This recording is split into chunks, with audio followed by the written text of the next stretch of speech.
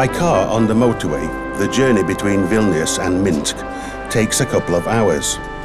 But these 176 kilometers are, in reality, a very long way. This is the boundary for a free university life, for students eager to learn, for an international degree with academic freedom. However, there is a democratic detour.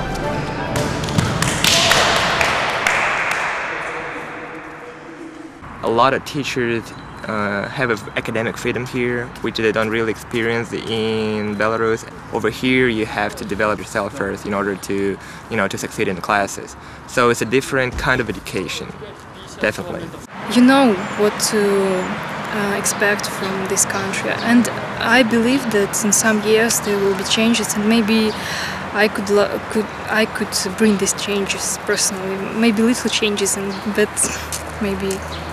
The Belarusian authorities closed the university in 2004. The university, students and lecturers moved in exile to Vilnius in Lithuania the next year. The reason for the closure was that the authorities needed the building the university was housed in, and that the EHU was becoming too Western-oriented. We achieved a lot. In 10 years' time, I hope with support of our international donors, trust fund, involvement of international community in this great project, university will affect, influence situation in Belarus even to a great extent. The EHU is the only Belarusian university which offers 1,800 students from Belarus an international higher education based on academic freedom. It is also the only private university in the history of Belarus which, despite pressure from the authorities, has maintained its independence. Our students are deliberately chosen our university because they have terrible dilemma. Either they will get education under strict control of Belarusian ideologies, and it is shamanism but not education, or they will get proper education, and they do care about their own future. By studying at the EHU, Katsiarina and Artyom have risked their future in Belarus. To be a lecturer or a student at the EHU involves a personal risk and the danger of reprisals from the dictatorship in Minsk. It's just not so difficult to discuss. You can just interrupt him during the lecture, but in Belarusian State University, for example, it's pretty difficult. You just listen and write, and no questions. Okay. With all of the imperfections of EHU here, due to the fact that it's a young university in exile, EHU remains to be the best alternative to any higher school establishment in Belarus due to the absence of any ideology pressure that you do experience when you're there.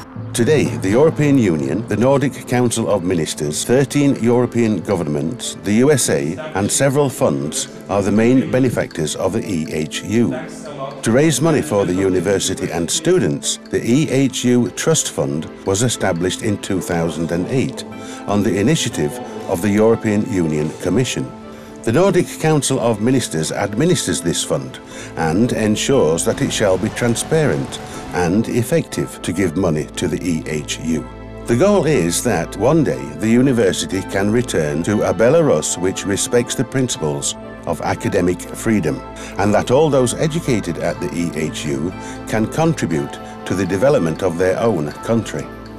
In Vilnius, the university is able to work on the basis of European values and standards, and I'm quite sure that somewhere in the future the university will return to Belarus and will then be able to bring those values back to Belarus.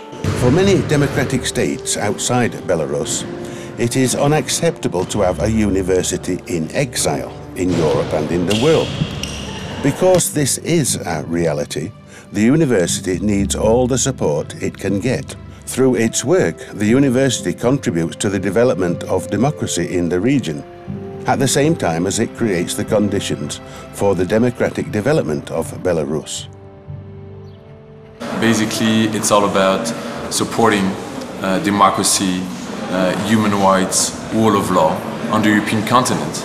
And it's part of this whole process that EU would like and hopes that Belarus will join the community of European nations which fully respect democracy and human rights. We're committed to international education around the world, and one of the things that we look at is the EHU program is that it's very important for this part of the world to obviously have the best possible education for its young people. For the young, courageous students in exile from Belarus, the road from Minsk has already been long and twisted.